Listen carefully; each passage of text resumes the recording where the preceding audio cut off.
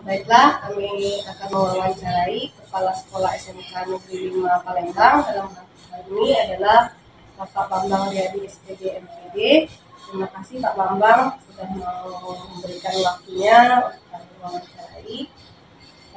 Langsung saja Pak Bambang, selama Bapak menjadi kepala sekolah, pernahkah Bapak menemukan suatu kasus yang di sana melibatkan dilema etika, ada kepentingan atau kebijakannya? Ya, tentu hal itu sering kita temukan di dalam sebuah institusi seperti sekolah, di mana di dalamnya banyak sekali orang-orang yang apakah itu siswa maupun guru dan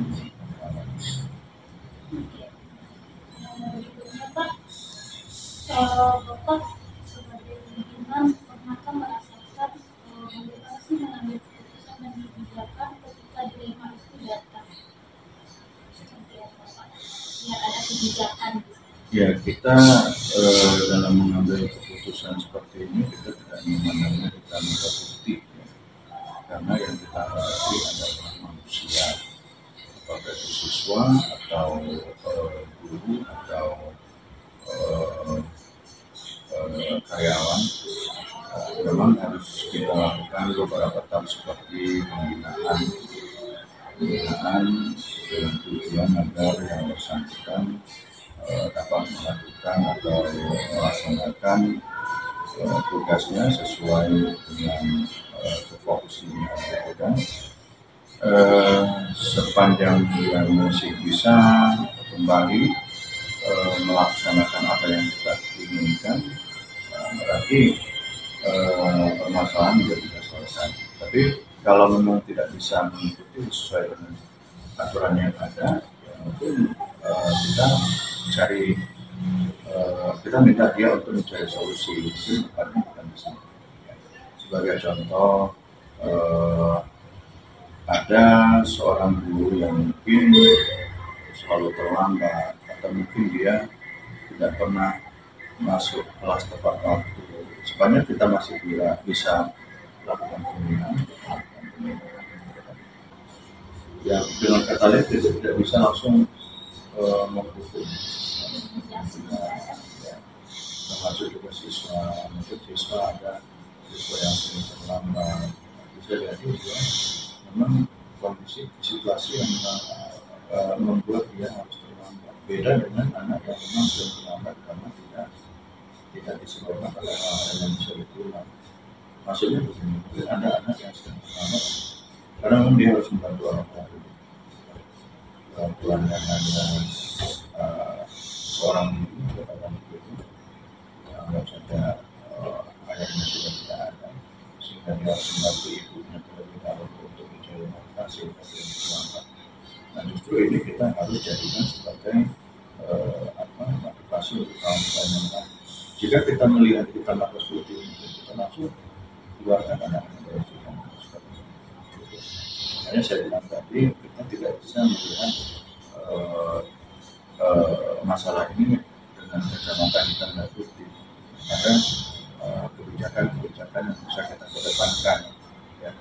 Nah, kebijakan biasanya dia tidak seiring atau melawan aturan. Ada guru misalnya karena kondisi kesehatan yang tidak memungkinkan mengajar, ya kita kalau hitam data seperti sudah berhenti saja, kan?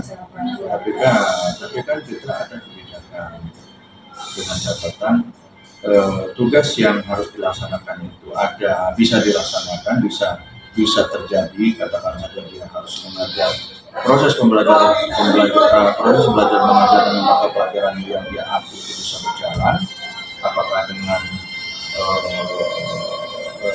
meminta guru lain atau tenaga honor dan catatan honornya dibayar oleh yang bersangkutan. Itu seperti itu ya, dalam menghadapi masalah-masalah yang menjadi dilema. Satu sisi kita harus membantu, di sisi lain ada peraturan yang harus kita Satu sisi kita mau bantu dia Pak ya, karena kondisi dia misalnya. Iya. Tadi kan kalau anak tadi kan terlambat karena iya orang iya tuanya. kadang-kadang guru langsung ngecap ini terlambat bandel dan sebagainya. Itu kita harus cari akar masalah kenapa anak terlambat. Kalau dia terlambat karena jam 2 harus ke pasar bantu orang tuanya, bantu ibunya untuk pulaan beli barang yang akan dijual sayur mayur, sampai di rumah jam 5 tidur sehingga kesiangan. Justru anak ini bisa kita jadikan sebagai motivasi untuk orang yang lain. Kalau boleh sharing nih Pak Bambang, ada nggak kalau Bapak menemukan suatu problema seperti itu, tahapan-tahapan yang Pak Bambang lakukan untuk menyelesaikan ini seperti apa? Ya, pertama kita cari kenapa akar masalahnya anak ini kok sering terlambat gitu kan. Kita cari informasi tentang anak ini gitu kan. Mungkin ya tanya dengan kawannya atau bagaimana, atau wali kelasnya gitu kan. Atau kalau ini dia ada di wali kelas juga seperti itu. Pasti ada solusi untuk mendapatkan jawaban kenapa anak terlambat. Nah, kalau ini ketemu seperti itu bukan tidak mungkin, justru menjadi motivasi bagi anak-anak yang lain. Ya, ini terlambat itu bukan karena keinginan dia, tapi situasi dan kondisi yang memaksa seperti itu. Ya, dan gua harus ke pasar sampai di rumah jam 5, ketiduran sehingga kesiangan. Tapi informasi itu harus kita sampaikan kepada anak yang lain tanpa sepengetahuan dia, tanpa sepengetahuan anak-anak ini, gitu kan, biar dia tidak merasa minder, ya besar kepala bisa, minder juga bisa. Kalau kita bilang sosial juga mereka kan bisa kita.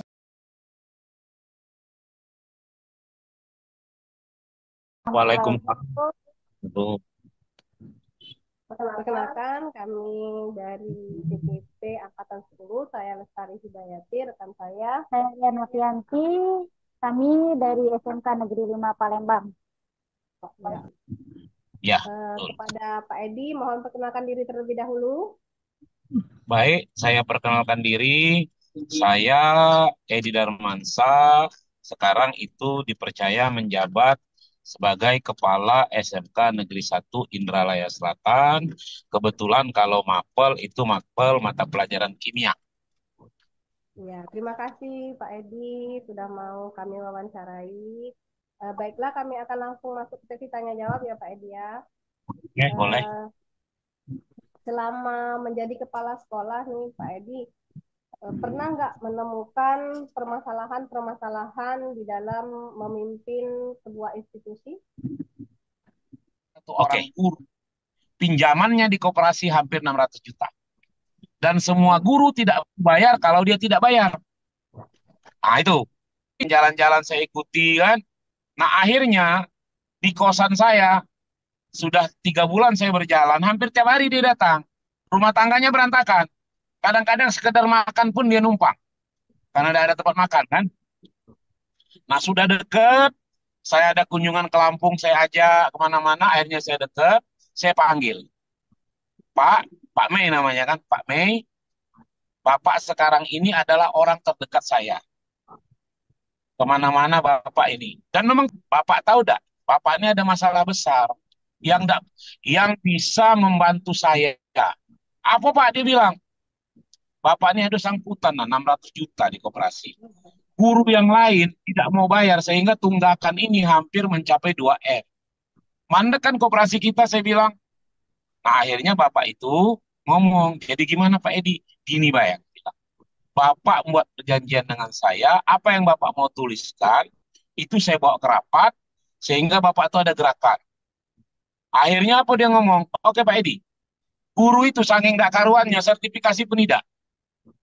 Nah jadi akhirnya dia ngomong, oke Pak Edi, saya akan ada rumah saya akan saya jual.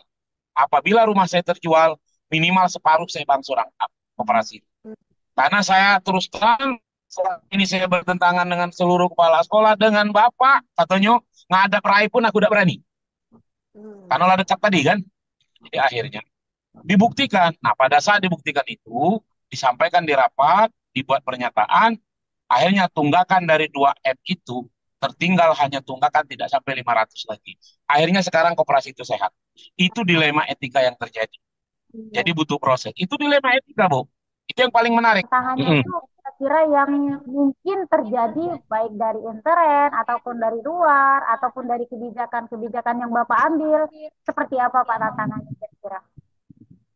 Yang jelas tantangan itu, yang pasti kita dalam mengambil suatu kebijakan itu. Pertama, kita jangan keluar dari aturan. Yang kedua, kita libatkan struktur yang ada. Makanya kita sebagai kepala sekolah itu, kalau kita ada wakil, kita harus membuat tupoksi. Jangan tidak membuat tupoksi. Misalnya kesiswaan, kesiswaan. Kurikulum, kurikulum. Tantangan kita, nah contoh lagi misalnya, ada lagi. Ada seorang guru yang tidak bisa ngajar jam pertama. Karena benar-benar kondisinya. Misalnya, karena anaknya masih kecil, nunggu pengasuhnya datang, dan anaknya juga punya kelainan. Nah, apakah kita harus tidak punya kebijakan? Dan ternyata setelah dilihat, dia sering tidak masuk yang pertama. Bahkan pernah ribut dengan wakil kurikulum. Nah, apa kita lakukan? Kita panggil. Nah, itu berarti kan tidak bisa ditolerir. Akhirnya apa? Kita minta di absen seluruhnya, sudah di absen seluruhnya, ya kita sampaikan data. Nah, akhirnya saya panggil waktu itu, lakinya polisi. Lakinya polisi. Dan juga di sekolah negeri yang bukan tempat saya pimpin sekarang. Saya panggil. Ibu Ale namanya. Saya panggil. Bu Ale, saya bilang, kalau ibu berposisi kepada saya, nah apa yang ibu ya Pak, saya banyak salah Pak, rapat dan istilahnya. Nah sekarang ibu tulis, bisa hari apa, mulai jam keberapa ngajar, tapi konsekuen. Akhirnya tulisnya Bu, dia bisa 4 hari, dan bisa jam ketiga. Nah ibu tulis di situ, buktikan. Ternyata tidak pernah lagi terlambat. Padahal Evaluasi. guru-guru sudah ribut. Apa? Kayak dipilih kasih. Seperti itu. Tapi kan kita sebagai kepala sekolah tidak boleh langsung emosi, tidak boleh langsung menanggapi sesaat. Kita harus punya analisa. Nah, Kalau- Pak, kalau ketemu dilema yang kayak ini sama guru gitu kan, guru yang apa dia punya kondisi lain di rumah, dia tidak bisa hadir tepat waktu, bukan kita malah bentrok kan kalau Pak Edi tadi kita ya, analisa dulu kenapa penyebabnya gitu kan, kemudian ya, betul, betul. mencari solusi terbaik lah gitu Pak ya. Kira-kira Ya, itu mendapat tentangan atau tidak Pak? Pernah nggak Pak kebijakan Bapak mendapat tentangan dari guru? enggak Kalau juga, pernah, enggak juga. bagaimana Kita punya hal-hal yang prinsip. Bapak lakukan? Kita pada dasarnya warga itu kan menunggu hasil Suaranya kita. maaf, ke mute kali. Ya. Tapi kita tegas. Kalau dia tidak menjalankan sesuai Ini itu, suaranya ke mute nggak? berarti dia tidak mau kita lanjutkan SP2. Itu kan kepala sekolah itu kan punya langkah. Pertama SP1. Ya enggak? Teguran lisan dulu. Sudah teguran lisan, ini terhadap ASN ya, bukannya terhadap honor. Teguran lisan, SP1, SP2 dengan kepala sekolah yang tadi itu sudah SP2 itu, Bu. SP3 kita melibatkan pengawas. Jika tidak berubah juga, kita serahkan dengan Diknas, silakan dimutasi. Itu. Dan itu kita sampaikan dengan dia. Sekarang logikanya guru mana yang tidak takut. Tapi kita jalankan aturan. Benar, benar kita jalankan aturan. Nah, kira-kira seperti itu. Tapi yang seperti itu tidak banyak ditemukan. Rata-rata sekarang sudah takut hilang status ASN. Ya. Mungkin Pak Iya. sedikit pembelajaran atau saran lah yang akan diberikan kepada kami adik-adik ini Pak, kira-kira seperti apa nanti ke depannya. Semoga nanti mungkin bisa Oke. lebih dari sebelumnya, mungkin ada Pak. Oke. Yang jelas, pertama, semangat dan bersyukur sudah masuk tahap ini. Itu yang pertama. Yang kedua, kembali yang saya sampaikan tadi, kita jangan pernah sungkan bertanya, terutama kepada yang kita anggap lebih mengetahui. Terutama begini, jadi pemimpin itu, apapun dia, yang paling mahal itu pengalaman. yang paling mahal pengalaman. Karena pengalaman itulah yang nyata yang kita temui. Jadi kalau ada tempat bertanya, ada tempat diskusi, jangan sungkan. Dan yang ketiga, jangan pernah kita keluar dari aturan dan melakukan tindakan itu tetap dengan kondisi kita berpikir jernih, menganalisa. Terakhir, ya jangan lupa kita tetap menjalankan amanah itu dengan penuh istiqomah. Itu aja. Terima kasih Pak Edian Cukup sudah mungkin? meluangkan. Oh, Cukup. iya, Terima kasih Pak Edi. terima kasih ya, Pak.